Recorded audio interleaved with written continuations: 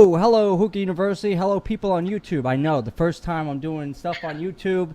This is crazy. This is crazy. It might crash the internet. I'm going to Matt Desin territory. I don't know what's going to happen. Maybe the whole thing just bursts into flames. I'm not sure. I have, dude, where's my hookah? Mr. Rob Pecoraro. Am I saying your last name right? I feel like I always say it. I butcher it. I'm bad. I'm a New Yorker. I have a shitty accent. You should know, because how many Italians are in New York, man? I know, but I'm not friends with a lot of them. All right, it's Pecoraro. Okay, so everyone now, you have the correct pronunciation of his name.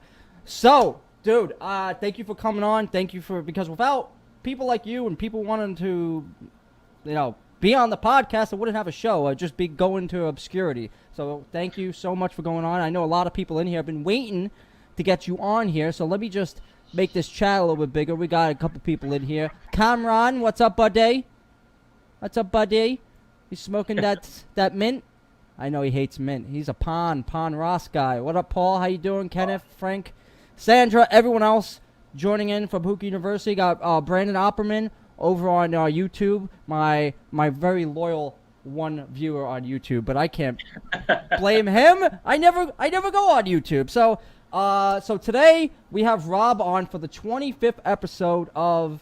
I don't even know if it's episodes. It feels like it's been going longer than it has. For some reason, it just drags out. This classroom thing just keeps going. I thought it was dead. They made me bring it back. So today, a fellow reviewer, dude. Like, crazy. Dude, where's my hookah? You can catch him on YouTube, catch him on Instagram, catch him on any type of social media. He's always posting on Instagram. He's always posting on YouTube, even though his last video was 3 months ago. We can give him shit for that later on. He has 762 subs on YouTube. He joined in, Jesus Christ, dude, you're old. 2015 is when your channel was created, bro. You're getting old, 4 years in. How's it feel? Yeah. It's a whole different market now, man. With Facebook Live and everything, it's you know, the views are down. It's a labor of love for sure. The views are down. It's the adpocalypse all over again. Now we went from making 5 cents a video to making 3 cents a video. Thanks, YouTube. Go fuck yourselves. Anyway, he has 94,000 views on YouTube, and that's nothing to scoff at. You're pulling out these statistics that I haven't even looked at. Like, holy shit. Dude, I got to do my research a little bit here, and I got to make sure I mute this. And just to make sure, can someone just tell me that the Facebook thing is still going and it's still happening? Because I feel like it stopped working. The YouTube. I'll check it out. All right, just go on there, check it out. But yeah, he's been doing, man, I think one of your biggest videos, and for hookah, it's very difficult as a reviewer to actually gain traffic on a video, and one of your biggest videos has 12,000 views. And this leads me into a very interesting conversation on how I actually started talking to Rob. I made a diffuser video way back when. So what I do at the time, I didn't really take my own pictures of my own, products. Boo on me. What did I do? I went on Google and I found a perfect picture. I was like, this picture looks amazing. It's exactly what I need, right? So I use that as my thumbnail, put a little filter on it, and then it goes up. Man, I'm getting a bunch of views. These views are coming out of crazy left field. Why am I getting all these views? Little did I know, I stole Rob's thumbnail that he took on his video. But in all fairness, he was very polite when he messaged me. But I knew I was doing something right when Rob has to message me, be like, hey, dude, you kind of stole my thumbnail. Can you switch it up? Yep, no problem. So now I have some generic thumbnail. But that was actually, I think, our first interaction was me inadvertently stealing Rob's picture of his thumbnail. But, you know, I wish I had a plan behind it, dude. I wish I did. I wish it was something like, oh, man, he's got all the views. I got to steal his views. But how did you even find my video? I think it came up in like the related videos, because I'd go back and be like, okay, well, I liked what I did here. I should implement this in further videos. And then it popped up underneath. I'm like, what the fuck is this? So I click on it, I'm like, all right, like he took my thumbnail, it's like the same video, but then I watched it, I'm like, okay, he has a green screen, he did a completely different take on what the subject matter was. So I wasn't mad, I was just kind of like, hey man, you wanna take your own photo for this? That's fantastic. And I was like, I had like an oh shit moment, but at the same time I was like, he watched my video. I did. I watched all 10 minutes of it. Yeah, it was really good, man. Oh yeah. man, that was a long video. It's a lot of work that goes into when you're comparing 3 different things. But yeah, you have 145 videos, nothing to scarf at. Let's if Jake Jacobson is watching, can someone just tag Jake Jacobson down below, because I'm about to throw some shade his way. Jake Hookah only has 128 videos on his YouTube channel, and yeah, make sure he knows that, everyone. Let him know. I think my comments stopped working here. I think yep, they just stopped. Okay, it's going. Okay, there we go. Oh, Ashley's in here. Ashley's throwing some support your way. Is she like across the room, just on her phone? No, she's actually in LA right now. Oh, that's right, the 420 stuff. Yeah, And, the photo shoot. by the way, she did win, so awesome for everyone who actually voted. I know she appreciates it. But yeah, the thumbnail. Stole his thumbnail. It started a friendship. What can you do? I'm sorry. You got a new subscriber out of it. Yeah, I got 1 new subscriber. I knew I was doing something right. Well, okay, so basically, man, it's hard being a reviewer. It's just you. It's you talking about products, either getting products or buying them yourself. And how do you come up with basically what you want to do a video on? So it's basically what I like at the time. You know, sometimes something new will come out, like Eternal Smoke. I'm gearing up to do a review on that, Zara Spade and stuff. But yeah, it just kind of depends on what everybody's talking about, if I should try it myself and get the information out there. You know, there's nothing really. It's changed in recent years. I don't get product tosses thrown my way or anything anymore. Usually what you guys see me review is something out of my own pocket at this point. So yes, it's more or less what's more, what's being talked about at the time. Gotcha. So don't do Eternal Smoke videos, Eddie. Okay, that's off my list of things I was gonna do. Now, Eternal Smoke, since we're on the topic, they came out of nowhere. Seriously, like man. Seriously out of nowhere. They posted a couple pictures up. We were lucky enough when we did the Pompano Hookah University meetup.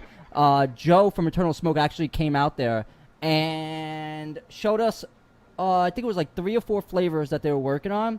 And we knew they had something a little bit different when we started smoking, Jesus Christ, what was it? It was not Red Lips. He might have had Red Lips there, but it was Milk and Cookies. Milk and Cookies, right? Yeah. And you know, how hard is it to make a dessert flavor that actually hits? I mean, we have something like, we have coffee flavors, right? There's some good coffee flavors from Trifecta, but there's not really too many great dessert flavors that aren't flavors from Russia that actually taste like salmon. That's fucking WTO. That's, in my opinion, I hate it so much. But I mean, you're talking about Eternal Smoke now, and when you first started doing videos, I think your first batch of videos, I'm going to say batch, 5 of them that came out. Your first 5 was Alchemist, Pure, Fumari, and Adalia.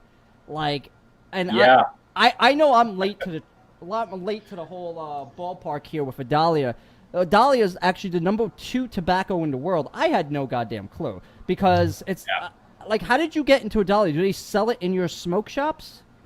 No, dude, 5 Star brought it in I guess 2015, maybe halfway through the year. And, he was throwing in 50 grams every some odd order that you make. You get like 50-gram little gift bag. And he threw in a couple of those. You end up smoking those little samples? I usually just throw them to the side and I forget about them. And then like fucking years later, I'm actually doing reviews for Adalia. I'm like, holy shit, man, that's fucking crazy. So you worked with 5 Star in the past, and Hookah Junkie, and Hookah Villains. Hookah Villains. Yeah. Congratulations, the real Hookah Villains, for winning the World Cup and showing people what's up with their shit. Fucking America all the way. Whoop. So, yeah, dude. So you've come a long way from smoking. I mean, when you used to do reviews for Alchemist was a little bit different. It was so good back then, man. They really put some time and effort into their product, and then within, I think, a year, it just got to be a whole different ballgame, for sure. It happens, and I think the one of the things as a reviewer that you have to do and you should do is hold a certain standard to these companies and let them know, hey, you guys are fucking slipping. What happened to that awesome batch that we had like 6 months ago? I don't want to hear shit about, oh, it's wet out, the humidity, this and that. I want the same good fucking product. Like, I mean, like, fucking Al Falker ain't complaining about batch releases. I'm just saying. I'm smoking Double Apple from fucking 5 years ago. I'm still smoking the same Double Apple now, and it's still the same shit. So I don't want to hear about no fucking batch releases. So, another thing, since I have you on here, you are a reviewer, obviously. Yeah. Do you believe in, like, reviewer fatigue? Oh, absolutely, man. Like, that's kind of where I'm at right now. I don't exactly have the most time to do reviews.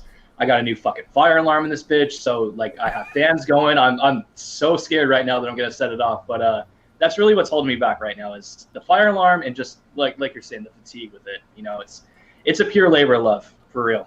It is. I think people kind of sometimes forget how easy it is to because it's a one-man operation for you, and at least it was for me too, where it's just you have to sit down, you have to film everything, you have to do X, Y, and Z. But I wanted to get into, you said, did you recently, where do you live now?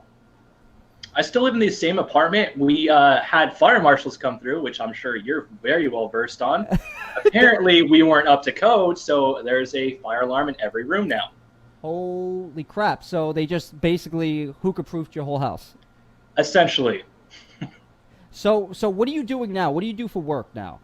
So now I'm in logistics. Mm-hmm.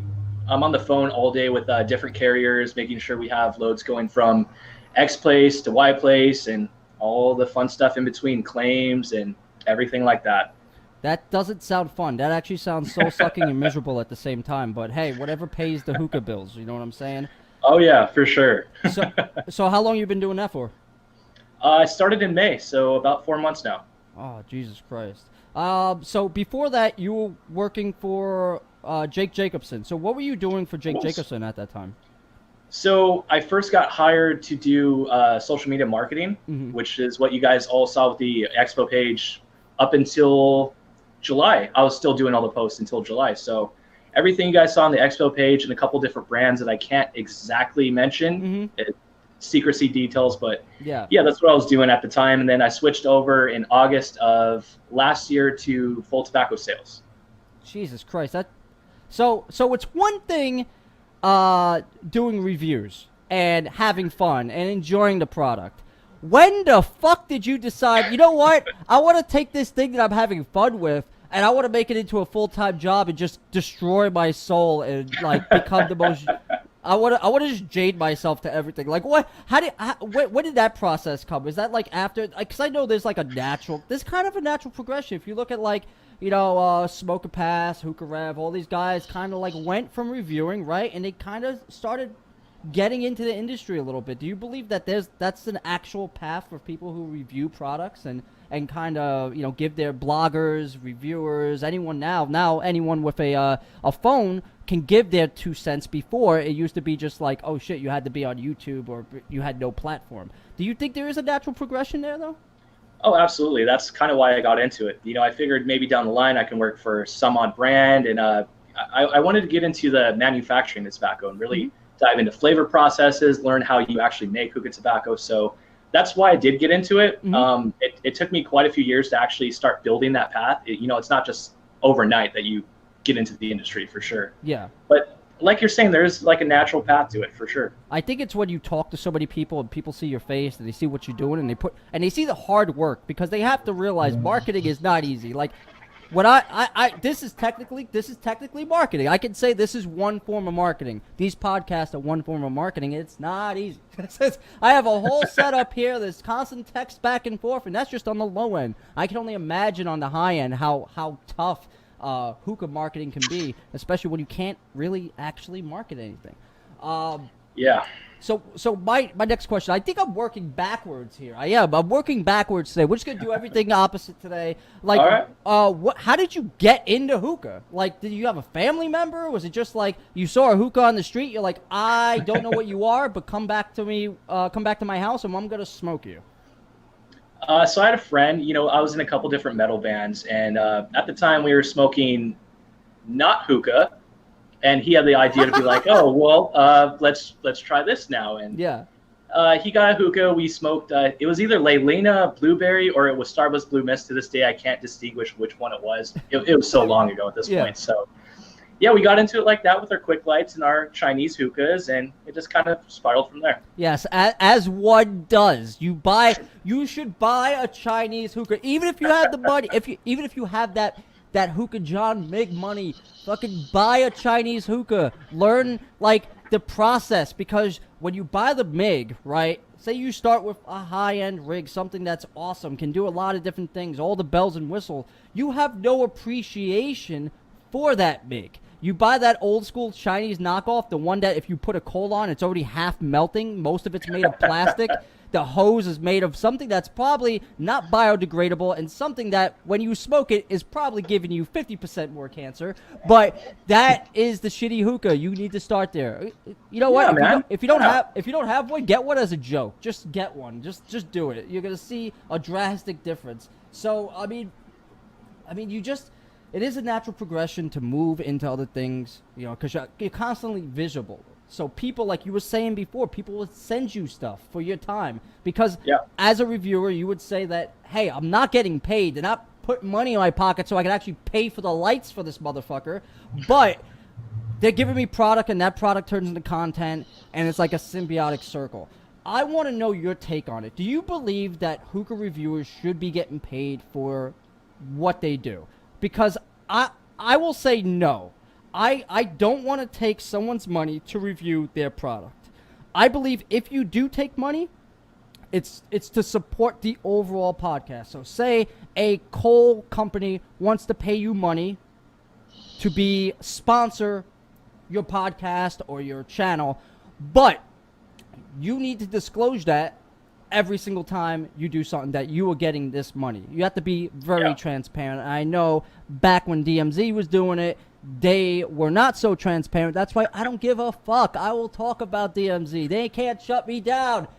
They can't shut me down, okay? I'll talk about whatever the fuck I want. But you need to be transparent with the people. I believe that, you know, once you break that trust that you as a reviewer have with your audience, you are done, you are shattered, you're in the fucking ground. What's your take? Do you believe they should be getting paid, and do you believe that there's a method to do it, to navigate the waters? I mean, getting paid would certainly be nice. We both probably got into this knowing damn well and fine that we would not be getting paid. I set up an AdSense account as soon as I made my channel, and I have never seen a dime. 3 years in, I think I've made $100 total. Okay. That's big money. Yeah, you have production value. I don't have any production value at all. I have a light and I have a camera. Come on, that rock intro you got. Actually, we're gonna get to that, but keep going with this train of thought. I want to hear what you're saying. So like I said, it'd be nice to get paid, but at the same time, in America, it's not that big of an industry. I know a lot of the Russian people get paid, and it's pretty well documented that they do, but it's a different marketplace. Same with the German marketplace. In America, it's just not that big. So I would like to get paid for it, but at the same time, I have other side opportunities like I do with blogging that I get paid for that. So I think there's also something to being able to like maintain your creative like control.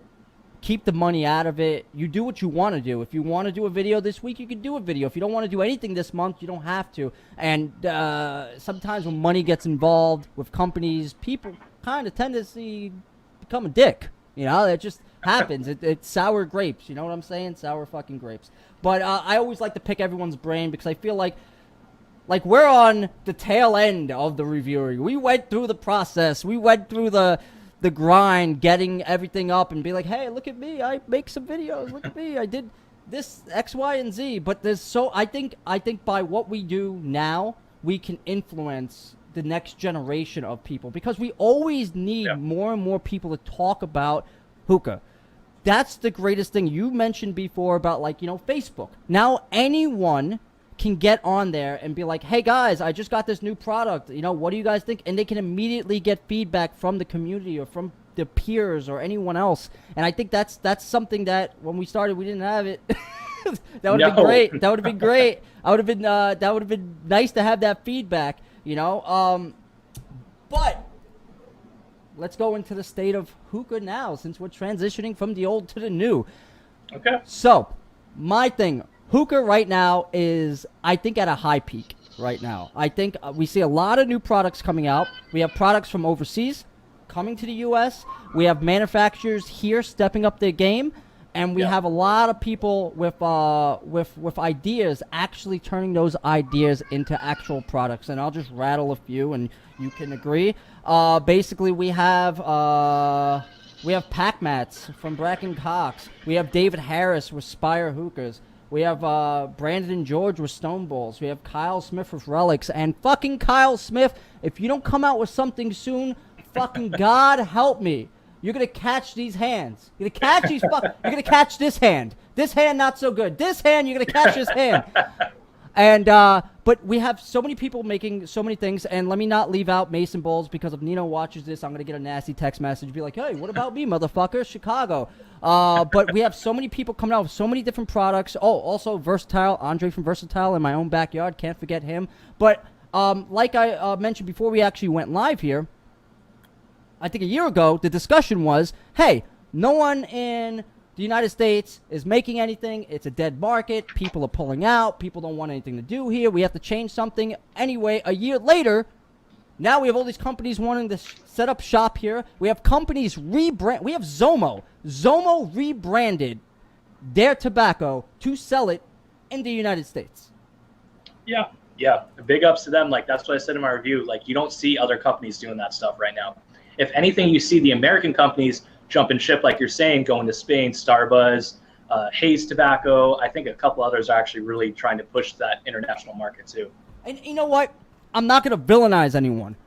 They're a company. They're in it to make money. I'm still going to buy a product, or I just won't buy the product regardless. You know? Oh, yeah, fuck Resin Kings, by the way. Resin Kings. See, I knew I was going to get something or mislabel something. Actually, I have a Resin Kings handle. It's not here. This is actually an Adalia handle that they're coming out with. But that will be in a video. Shameless plug. Anyway. But on the flip side of that, Rob, on the flip side, when new products come out, I think the U.S. market has a bad fucking reputation to villainize them.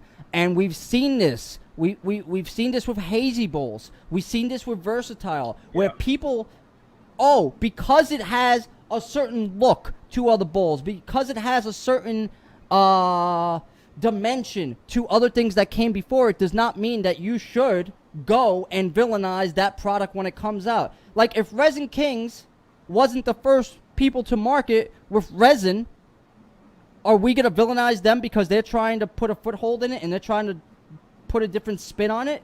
Like, if Derek Moses, you know, like he did leather wraps, but he's the first one to tell you he's not the guy who came up with it. They were doing it overseas. He's just doing it in his take. He's doing it better, right? So do you believe there should be a certain thing where we'd be like, hey, listen, enough's fucking enough. We can't destroy every single company just because it kind of looks like this bowl, just because it kind of smokes like this thing. What's your opinion on that? So I'm all for it until you get to the Chinese knockoffs, like Amira. That's always my prime example. Some of the Pharaoh stuff. I mean, it's as soon as you go to China, you outsource and you make it for pennies on the dollar and you charge a premium price tag, you don't have my support anymore. But if you're talking about Hazy Bowls, I mean, yes, they look like Stone Hookah Bowls, but it's a different company. It's a different person. He's doing something that's relative to another brand, but he's not exactly riding the coattails of that brand. Exactly. You know? And I'm gonna say something. I'm gonna go on a fucking rant because I'm fired up. Rob got me going. Baby, I'm unleashed. Let's get this fire going. I am fully in support of that at all times. I am fully in support of Derek Moses going on his soapbox and being the guy who fucking looks out after other people. I am not in support when you shut your fucking mouth and don't say anything because, we had the whole thing. Bracken Cox is making fucking pack mats, right? All of a sudden, has a falling out. That's right, Rob. I'm going there. I know where you're going. A certain other fucking people, individuals, want to come out with their own thing, ripping off someone else who's supposed to be their friend.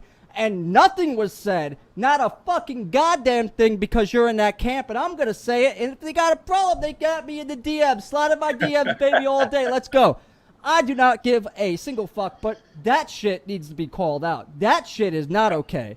You know, we cannot turn a blind eye because that's our camp or that's our group. If fucking Hookah University decided to make fucking leather-wrapped hoses tomorrow, I'd be like, hey, why are we doing this? What's the end game? What the fuck is going on? Like, why are we stepping on Derek's fucking, profit margin, his fucking thing? We all support him. Everyone I know has a leather-wrapped hose, right? And I know I can't ask you to weigh in on this. A lot of people have leather-wrapped hose, and we support him because he's a community member. But when you silence yourself because you're lining your pockets or you're in a certain group, I'm gonna have to call bullshit, and that's a different conversation. I had to get into it. Had to be said. Too fucking bad. Absolutely. But what you think of the expo? I love the expo, man. It was so much better than last year. Even though last year was awesome in its own regard, all the booths were just so much better. Honestly and truly, all the booths were just absolutely amazing the entire day, the entire weekend. Mm-hmm. You know, the only thing I didn't like, since we're throwing punches, every time I smoked the Tangiers, man, those bowls were cashed out. They tasted disgusting. I'm just going to say it. I have all the love for Tangiers and Regal, but every time I went over, man, no smoke. I'm pretty sure Arby will pull you to the side next time and be like, I'll make you a ball. Come here, I'll pack you a ball. I would love that. I would truly love that. I will say I was lucky enough to actually get the bowls when they were decent, and I understand it happens. It's an expo, but you have to have one of your bowls at all times. Even if it's a flavor you don't smoke, it has to be hitting. And let's transition that into the big behemoth in the fucking room. Fucking Al Fokker came out gangbusters, bro. Let's talk about brand new art design, logo, fucking awesome, almost unrecognizable. I thought it was a different company. Didn't even know it was them. They did something that was crazy, came to the expo with 3 flavors. That's it. And said, hey, they basically put their balls out on the table and said, yeah, we know you know our product. We're not bringing those. We're bringing some new shit, and we're going to do it. We're going to change it up. They basically had a triangle setup where they had the good guys from Oasis. They had Dom, they had Mike, and they had another guy. I didn't get to speak to him. New bar. There we go. And they had, 6 pipes at each booth. Yeah. Yeah. And they were constantly hitting, constantly going, and the flavors were fucking fantastic. It was so good. So that's my favorite thing. My favorite thing had to be how Al Fokker came and they said, hey, yeah, we got big nuts, and we're going to drop them on your plate. And what was your favorite thing about the expo? You've already said it, man. That Al Fokker booth, I kept going back every 20 minutes to smoke that double apple. It was just absolutely phenomenal. I actually picked up 500 grams just this week. What?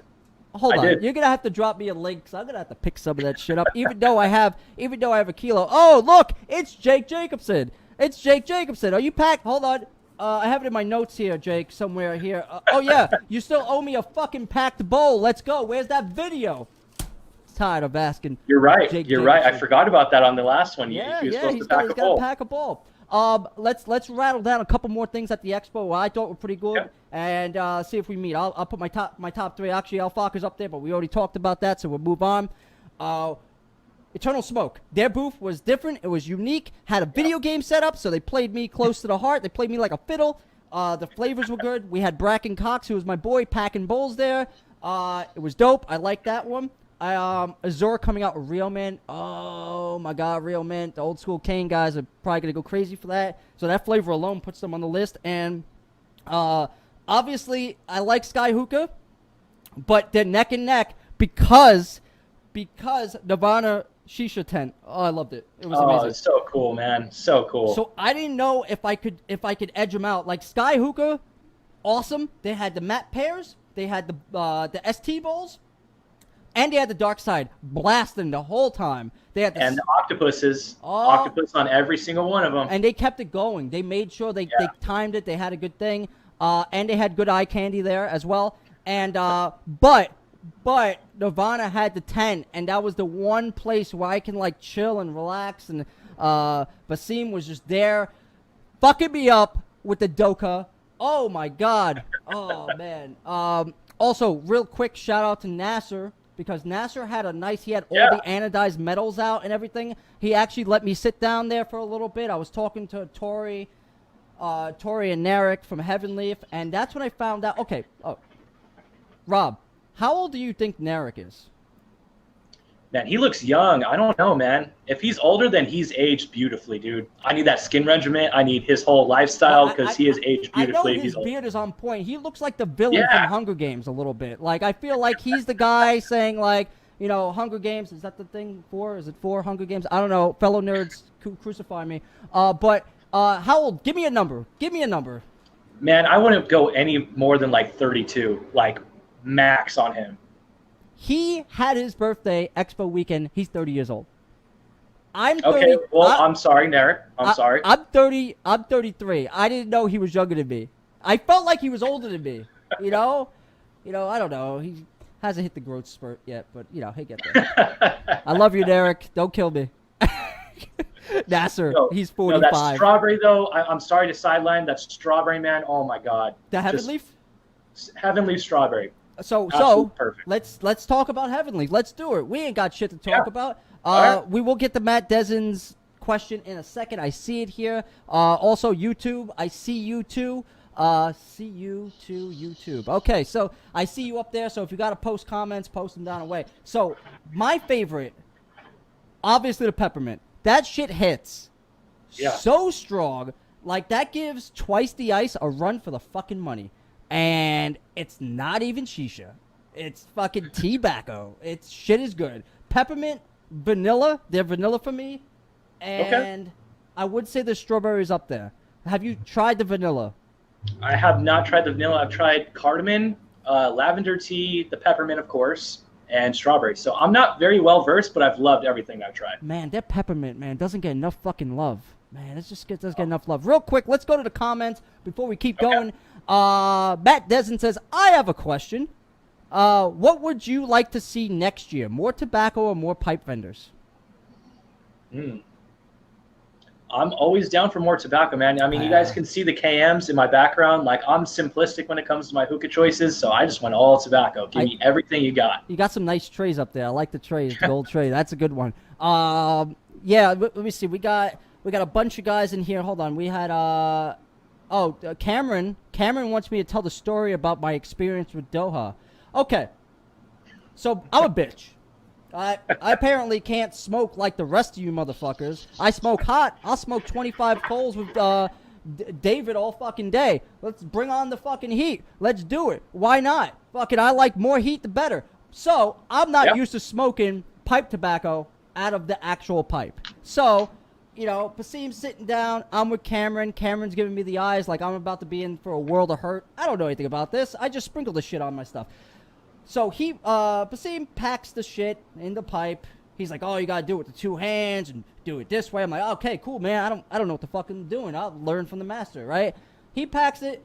I cough like a bitch. I'm like, oh, this shit is rough. This shit ain't for me. Cameron smokes. He's like, nah, son. I don't feel not a goddamn thing. And I'm looking at him, and I'm like, he's lying. He's lying. Then he takes another puff. Doesn't feel a shit. I'm like, all right, fuck you, Cameron. I hear it. Then Basim looks over at Cameron, and he's like, I'm gonna get Cameron. He's like, oh, look, let me go get the strong shit, right? He went, got some secret, fucking super secret stash, packed it in there. Same thing. Cameron just doesn't have any lungs. I don't know. He's 95% bitch, 5% chimney. I love you, Cameron, but you're good. I don't know. I can't say anything about it. So I think tobacco. I think like this. I think every company that's a tobacco company should save at least one flavor a year for the expo. Just like look at E3. Look how successful E3 is. They post the trailers, the game stuff, all that crazy stuff, and they bring it out at E3 because they know it's going to be the most successful. They're going to get the most traction rather than posting it on YouTube or posting it on, like, you know, an Instagram thing. They know more people are going to be looking at this one event. And I think as a just a member of the community, please, companies, bring something to market at the expo, something special. If you're a pipe manufacturer, bring out like a special attachment or a new hose or, like, you know, something exclusive to the expo. Let that be your launching pad. Let the expo be the marketing for you. You're already spending enough money to be there. You're spending 20, 30, whatever, $1,000. If you're going to get your money, the most bang for your buck, let it market for you. Let people go there and see this new product that you have and let them talk about it and be like, hey, did you see this new product? I haven't seen it online yet, man. It's so cool. It's just coming out. Let them do that. Let the expo work for you. That's my biggest piece of advice, to you as the people. No, I agree, man. We basically saw that this year too. Pretty much everybody except for Zomo, if I can remember correctly, brought something new out to the table, Yeah, Zomo was sadly handicapped, and I can't preach this enough, ladies and gentlemen. You need to make sure you can fucking sell your fucking product at the expo. You're handicapping yourselves. Make sure you line that shit up. Make sure you have the people to work your booths. I want you all to be successful. There's plenty of money to go around. Set your shit up right. And if you've been there 1 year, going the next year, there's no excuses. Make your shit right. And I fucking want to see Zomo to be successful. I want to see Azor be successful. I want to see Alchemist. I want to see fucking Ugly. I want to see everyone be successful. I want everyone to make a shitload of fucking money. You know why? More product for me. I love that shit. I wholeheartedly agree. Seriously. I want, as a reviewer, right? As a reviewer, we are only as successful as you guys are successful, so everything hinges on you. We want you guys to succeed. There is no fucking politics here. I want everyone to succeed. The more products, the more flavor, the more pipes, the more hoses, the best. It's great. So yeah, that's my rant on that. Let's see. If you got any more questions and I missed it, please type it down again so we can comment on it while we're bullshitting and throwing shade and burning down bridges and all the other good shit, So really quick, Rob, I didn't get the chance. What are you smoking? What are you smoking, and what are you smoking out of? I'm smoking my first cam that I ever bought, the Kamanja, which you guys are probably well versed in me smoking from at this point. Let the people. You got to show the people. You got to show the people. Show the people. Hey, there you go. Damn, that thing is fucking. Oh, that shit is solid. That's like, okay, Rob killed Travis Green with the hookah in the library. That's a killing pipe right there. That looks heavy. Is it actually heavy? It's pretty heavy for a cam. It was like late 2000s cam, so it still has the brass ports. Everything's fucking flawless on it. Cams nowadays, not so much, but I got a good one. Yeah, I understand. You kind of don't need the weight anymore. I remember the weight being a really big. Like, people would go after the heavier hookahs all the time. That's what they did, man. Really quickly, we have a question from good old Nasser. Nasser was actually supposed to be my first podcast person ever. And because of the time zone difference, we couldn't get it working. Nasser, we got to talk, boo-boo. It's time to get you on here, brother. He asked, what's you guys' thoughts on overdose tobacco? I haven't smoked it. I don't know what that is. I have no idea. I've never heard of that. Nasser, you have to fill me and Rob in, brother. Let us get some thoughts on that product. Yeah, man. But yeah, like Nasser's like one of these days. One of these days, bro, I'm about to blow up your DMs. It's about to be the next couple of days. Keep messing around with me. So really quick, I wanted to get your thoughts, Rob. This is something new. I wanted to show you 3 products and get your thoughts on these 3 products. So, now this is not fair because you've already done a review on this, but Adalia Tobacco, what are your thoughts on it in the current state? I have not tried the current state. I can only talk on the 2015 batches that I had, but I did enjoy the passion fruit flavor that they had. It was really pungent. To me, it tasted exactly like Alpha Camas. Okay. It was kind of like that early predecessor of what a true passion fruit would taste like. And back in the day, it was fucking hard to get that. But I will hook you up with some of these, and we will get you the new line and stuff like that. Okay, so here's a fan favorite. I know a lot of people like this. Trifecta Peppermint. Peppermint shake. Like, that was a little bit of a game changer, and I will say game changer because I'm allowed to, and it's my podcast. I can say what I want, so game changer is now the word of the day. # game changer. What do you think of that? Man, I think I have a kilo at my friend's house of that. Moose hooked it up. He just like, here, you guys have done reviews for me. We love you here at Trifecta. Have a kilo of it. We're like, no takebacks. Yeah, So Moose we is a just good walked guy. off with it. Moose is a good guy. I'm so used to and spoiled of going to Chicago and getting like Trifecta. That's kind of like almost like a rite of passage. You go to Chicago, you get the Trifecta. Like we always have it there. All right, last product here, a very divisive product, but it is kind of one of my favorite Coles out there. There's 3 Coles that I like, and this is one of them. Superior Cocoa. What's your thoughts on Superior Cocoa? Not a huge fan of the green box, but the red box. Those are my favorite Coles right now. I have a lounge case of titaniums to burn through first, but as soon as those are done, go into the red box lounge case. I'm happy that people gave it a chance because there was a huge fucking war back in the day, and I won't rehash it. That's a war, man. It was a fucking battle. There was shots fired. It was fucking penis slaps, backhands, everything you can think of, backwards hugs, everything happened. But Superior Cocoa, a lot of people, like, the thing is like this. As a reviewer, you don't want to make up other people's decisions, and you realize that you walk a very fine line when you're doing reviews on products because you realize you're the person that's kind of making up their mind. So what I personally like to do is, just give them the facts, where it's from, how I think it performs. I always try to make a point to be like, this is how I smoke, this is how I use it. This is what they can do. Maybe this is what what they're not for. Like, what's your thing on trying to stay out of the traps that can hurt you? Like people like, you know what I'm meaning when it comes to traps, with like words or like certain things. You don't want to pigeonhole yourself because YouTube is forever, baby. So it's actually the best point that you could bring up, man. The Superior Cocoa, that's exactly what I went into in the review. I was smoking them with Tangiers. I'm like, hey, this is actually a really good cull for this, but for blonde leaf, unless you're just kind of starting out, you don't really understand heat management, then they're going to be a good cull for blonde leaf. But for us veterans that know what we're doing, if you want a nice and smooth Tangier session, Superior Cocoa Green is where it's at. Yeah. And when I was still with the other group, admin, you guys know who I'm talking about. I spent hours trying to convince said person that we should recommend them for people getting into Tangiers because the heat temperament was so minimal. You could really get a good bowl going and start to understand it. You know how that conversation went, so that's where it got left. Yeah.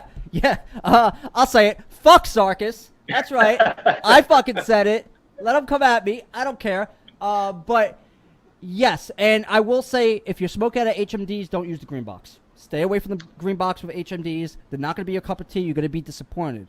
But if you put it on straight foil, you're going to have a good time. Maybe a little wind cover. Boom, you're good, especially if you're outside. They ash them.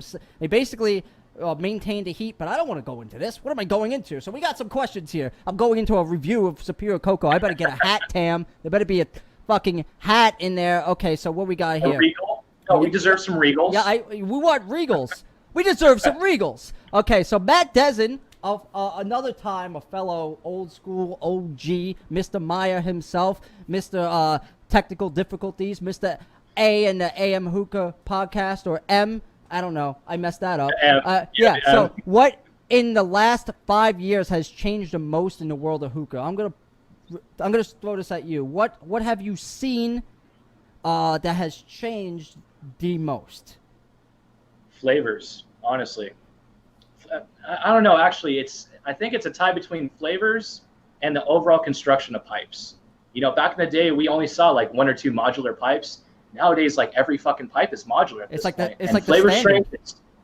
It's the thing now. The Brazilians kind of they sold it. That's where it kind of originated from. Then B2 brought it, and Prometheus, and so on and so forth. Now Russians doing it, but flavor strength too, man.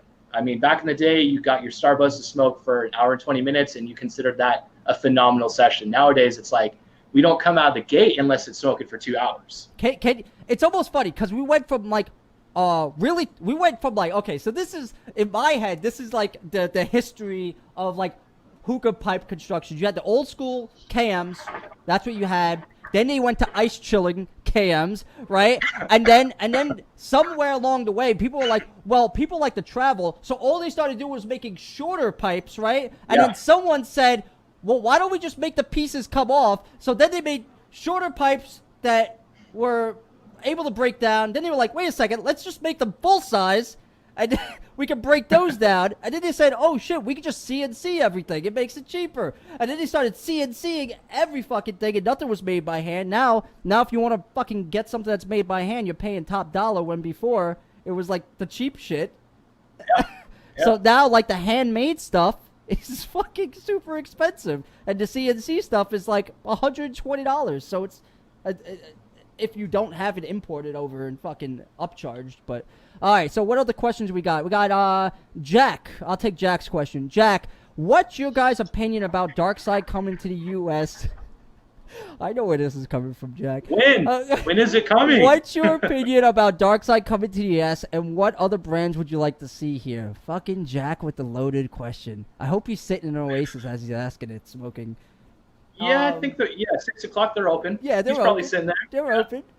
So Jack coming in with the fucking gangbuster question. I'm not sure how much of this I could say. I'm sure I can't say certain shit, but I could say other things. I think Darkside needs to come here, open up shop, lower the cost, let people try their full line, let people make up their mind. They need to invest the money into the U.S. market, and in turn, it will come back. So let's just say if they happen to come to a nice state like Vegas, that would be fucking awesome, or Texas. You need like a good distribution hub, some place where you're not getting regulated out of the ass, somewhere where you can see Darkside coming, and 10 years from now, it only growing and not being regulated.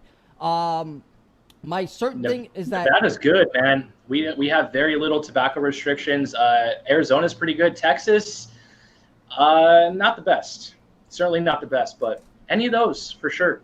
Definitely not California. No. hey, you can always bring. I'm going down to Florida, Jack. I'm going down to Florida. If you you need a warehouse down in Florida, I'm your man. I'll talk the shit out of some fucking Darkside Supernova, Banana Popper, and fucking Basil Blast. I'll fucking hell yeah, I'll put that shit in everyone's bowl. But if you guys got any more questions, just keep it rolling. So the state of, let's get back to hookah reviewers. We're not getting back to corn. We're going back to hookah reviewers. Hookah reviewers, do you think we are a dying breed and we just need to go away with the current trends? Like, there shouldn't be like a hookah reviewer. Like, because I kind of hate the term hookah reviewer, because it feels like I'm kind of putting myself on a pedestal, and I don't want to be elevated above anyone else, because at any given day, Monday through fucking Sunday, I can learn something else from someone who's brand new, someone who's only been smoking a fraction of the time. But it also takes a certain individual to be like, I don't know everything, and I'm hungry for knowledge. Like an example, I've been fluff packing so many of my bowls in like ST bowls or Don bowls with an HMD and Coles, and I've been getting phenomenal sessions opposed to how I used to smoke, where it was just like only the Provost with foil and that was it, and dense packing everything with a little air, I changed the way I smoke because I was taught that. And I saw immediately the differences between the two. Let's get back to the hookah reviewing. Do you think hookah reviewing, like on YouTube, hookah blogging, is a dying thing in the United States? Because overseas, people are getting a bank, bro. Yeah, I do think it's dying. Honestly, I think Facebook Live has killed us. Because like you said earlier, man, anybody can get on. They can be like, I just got this in. Here's a 25, 30-minute live session where you guys can see the clouds yourself. I can dive into it. I think we're dying out. But at the same time, there's no editing with Facebook Live. There's no close-ups or anything. I mean, the camera quality, you can only get so good on lives. Like we're streaming right now, it's only so good. It's just nothing to knock you. It's just the way the internet is. It's true. It's just how it goes. I mean, you can make it entertaining. You can make it different. And I tell when people say, hey, I want to do hookah reviewing, I'm like, okay.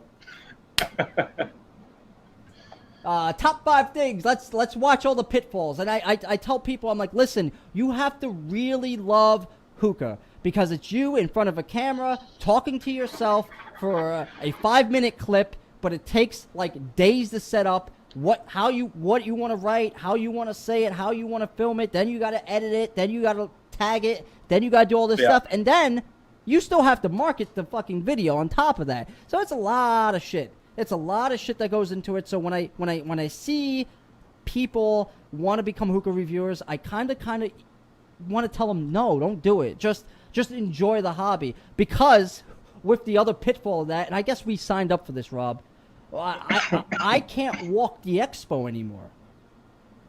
Yeah. Like, I mean, you're way more well known than I am. You know, I've always kept a low profile, so people know you. Whereas me, it's like every now and then I'll get like, hey, you're Dude Wears Hookah. It's like, nice to meet you, man. But that's about my extent. Whereas you were hung over the whole time, and you're like, I don't want to talk to anybody. Like, well, you mean when I had to give out 190 wristbands? Yeah, exactly. Yeah, we drank a lot that day before. There was a lot of White Claws happening, you know. But you know, there's no laws when you're drinking claws, you know. No, man, nah. But you and Jake Jacobson have a ability to he's Asian, so I know he ninja vanishes and just disappears. Like you see Jake once and then he's gone, but you know seriously, he's like. I worked with him, and we would see him downstairs and then just fucking gone. He's like WCW Sting. He's like up in the rafters, and you just hear like the ominous music. And he comes down, he says something, he goes right back up. I'm like, where the fuck is Jake? Like you and your friend are very good. You stay in the back, you enjoy it, you observe. You're like the Watchers from the Marvel universe. We're wallflowers for sure. Yeah. Sometimes I gotta bring it out of you, Rob. Sometimes you'll be like, "Hey, Rob, hey, what's going on?" I just run up to you and just be really loud and obnoxious, and I'm like, "Yep, I got it." You get a couple of drinks in me, and we have a good time, man. I know you partially remember that. We have a good time. Oh yeah. That's how I learned about the 420 stuff, and I was very intrigued by all that stuff. That was very interesting conversations.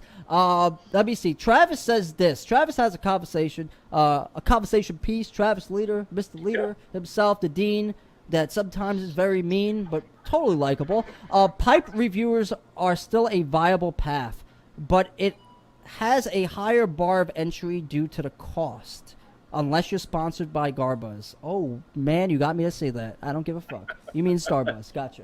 Okay, so, I'm not opposed to newer reviewers or reviewers in general getting products. Listen, we need to create the content for you, and we don't have all this money because reviewing pays nothing, and we have to work jobs. So if we spend all our money on hookah stuff, we can't keep the lights on. So having products come into us to review, like right now, I have an Adalia pipe here. They lent me the pipes, let me smoke out of them to try them. They're not giving them to me. To create content, to show you guys how it breaks down, how it smokes, what are the differences between the brass model, the lounge model, and their traditional model. This is the information I'm going to bring to you guys so you can better know how to purchase them. Is this for you? Is it not for you? Does it not meet your standard? Is it, I don't want you guys to waste money. I'm sure, Rob, that we spent money on products and we just wish, fuck, this is terrible. I wish I want my money back. This is a fucking total scam. Yeah, so what do you firmly believe that reviewers, in order to be successful, need products sent to them, or they can just solely buy it themselves? Because I don't think they need it to be sent to them. It is nice to get test batches of stuff so you can stay ahead of the curve and know what's coming out and better educate yourself to educate all the people who watch you. But if you bought every single thing, like Bob fucking buys everything. I can't keep up with Bob. Okay? Bob buys... He has fucking every pipe under the sun, and he's bought all that shit. I can't compete with his reviews. If he does pipe reviews, he's gonna out-review me in 5 months. He's gonna have more reviews than us. Rob, Jeremy Bird is asking, do you own a beanie? I own a couple, but they are not going to be worn. Cameron says, can we wear beanies while doing a review? You can wear whatever you like. I'm wearing an Eternal I Smoke did hat. wear a couple. Yeah, if you go back far enough, I wore a couple beanies for a review before my time at said group. What? So I think I was okay. Was it more to do with the rocking out phase? The beanies, pierced lip? Yeah, it was more to do with the metal phase. My hair was down to here, so I needed something to keep it back during the review. You're lucky I didn't deep dive into your fucking stuff here. I didn't pull out any embarrassing pictures. I didn't do that this time. There's some cringy ones for sure. Yeah. I have another question here, but I can't write anything down. Oh, here we go. Overseas products. Are there any products overseas that you're hoping that come here at a more reasonable price? Brazilian stuff, man. I love the Brazilian stuff still. Their colors for Brazilian, like the pipes and the bowls, they're big on colors, man. They love all different colors. I can't think of anything in particular that I want. I have everything I want. I have my VZ. Maybe a stainless steel VZ would be nice. I would like to see some way to get these overseas, hookahs and tobacco to a more reasonable price, rather than buying it from a vendor that's going to upcharge it another 50%. Because I get it. If you're importing it from Russia or South America or China, well, maybe not China, or fucking somewhere else, right? You have to pay for importing fees. And where's that going to come out of? Importing fees. Where's that going to come out of? It's going to come out of the total price. They're going to recoup that some way. They're not going to eat that charge. So like maybe a pipe that cost $120 in Russia, right? Unless you want to pay a $1,300 ticket round trip to Russia and back to get a $120 pipe, which is probably going to be confiscated, you have to pay, maybe $100 more here in the U.S., which kind of sucks. I want to see, cooler products, man. Did you get a chance to try Duff Rob or WTO or? I've tried WTO and I've tried Element and I've tried Dark Side. No Duff yet. I'm excited to try it. I hope I get to before the next expo, but we'll see. I think the Odin's Son is another tobacco. There's so many tobaccos. I wasn't well versed in how many different tobaccos there were in Russia. There's there's like hundreds. I'm like, and most of them are almost regional, so it's crazy. Oh, it's crazy. Can Rob grow a beard and then spike it with Geo? Oh, that's the fucking hair gel. Cameron, you fucking troll. You fucking troll. Okay, so let's get into closing conversation pieces. So guys, if you have any questions, keep them coming. Put a bunch of question marks so I can see them down below. Same thing on YouTube. Rob, is there anything that you've seen over the past 5 years that's changed for the worse and then changed for the better? Let's go with the worst because I love drama and the conflict and it makes for good conversation.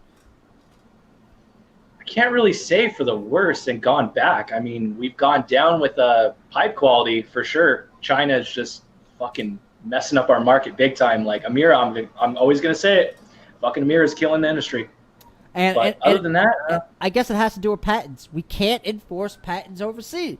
So if you make something cool that's here, they're just going to order like 100 of them, and then they're going to fucking basically steal your shit, and they're going to ship it back over.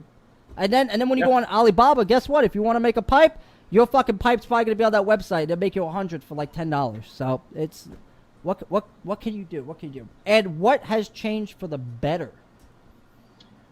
Charcoal. I think charcoal is a big one. Back in the day, Coconara was all we fucking had, and then Starbucks kind of came into the mix, Haze coals. And then now it's cube coals everywhere and quality ones at that, Yeah. Okay, so I guess it's my turn. What's changed for the worse? I think what's changed for the worse is that we no longer have hookah forums to categorize things, to categorize things, to catalog things, to make it easy. If you want to go to a certain thread and just talk about Starbucks products, we don't have that anymore. And now if you talk about Starbuzz or another product that might not be as popular as other things, or other people might not, or the majority might not think it's as popular, you kind of get shit on. Thankfully, Hookah University kind of tries to stifle that, but still, it's going to get through. If people want to talk and be negative towards you for your opinion, it's going to happen. It's the fucking internet. Tough shit. I'm sure I'm going to catch a lot of heat for this, but they can all suck my dick! And I think what has changed for the better is the overall community. I think a lot more people are talking to each other. They're willing to have a conversation. They're willing to sit down with each other. They're willing to be like, to see someone else's point of view. And now people are savvy enough where they be like, you know what? I heard some bullshit like this back in the day. I'll just message the guy, or I'll just talk to him directly rather than eating up your bullshit, which may or may not be true. I can just fucking, whatever, fucking, just get the real fucking If I don't have anything nice to say, these days I just scroll past. Like every time I see an HMD on foil, like a Lotus or a Phoenix or Phoenix, maybe not so much, but Stratus on foil and all that stuff, I just scroll past and I'm like, I don't have anything nice to say. I'm just going to leave it at that. Enjoy your session. Yeah, sometimes it's very hard to hold back, but hey, it is what it is. We're all grown adults and stuff like that. You gotta let the shit lie. Just let it lie. And this is all satire. I'm not trying to butt hurt Starbuzz or any other brands. I like Starbuzz. One of my first actual hookahs that went from an old traditional KM was a Starbuzz Challenger. And I like the Starbuzz Challengers, and that was my favorite thing for a long time. That's why I smoked. I smoked Starbuzz, and I smoked one of my favorite flavors is what is it? I haven't smoked it in so long. Spice Peach from Starbuzz is the vintage line. Oh yeah, that one's good. I can't even buy the shit anymore because I can't find it in stock. But I love that shit. That's like one of my top 5 favorite flavors. So Starbuzz. Sue me if you want, but your shit's good. You got to get better. Tough. If anyone doesn't have any more questions, I'll leave the floor to Rob. Rob can say his piece of what he's got coming up. What is he working on? Any shout-outs he wants to give to any people that might or might not watch the video. So, Rob, it is your turn to go. Go ahead. I can adjust my polls. So in terms of something coming up, I'm basically just focusing on blogging at this point. I write blogs for Kamari and Mason. As in terms of reviews, I have a lot in the pipeline that I want to get done. It's just a matter of time versus energy versus work schedule versus fire alarms. So reluctantly, videos are coming. I keep saying that every time I put out a new one. I'm sorry, guys. I know you guys have been following me for years, since 2015. So it's not that I don't want to. It's just a matter of the timing. So as for shout-outs, man, AM Hookah Podcast, your podcast here on The Classroom, Hookah University, Hookah Enthusiasts, all the boys, man, all the boys. Oh, I had to take a pull of that. I almost fucking died trying to fucking blow it up. But that is Rob. Dude, Where's My Hookah? You can check him out on Instagram, on YouTube. He says he will make some new videos, and we're going to hold him to that. Yeah, please, that's going to be the encouragement. Keep fucking spamming me like every day. Where's the videos, and I'll do them. Come on, Army. We can do it. We can just spam them forever. Really quickly, thanks for all the support from over here at Hookah University. I will be trying to transition over to YouTube because I want that precious 5 cents a video, and it's just easier. People all have YouTube. I might just keep doing this. Who knows? I'll just keep doing both of them. But until next time, guys, that's Rob. I'm Chris. Later.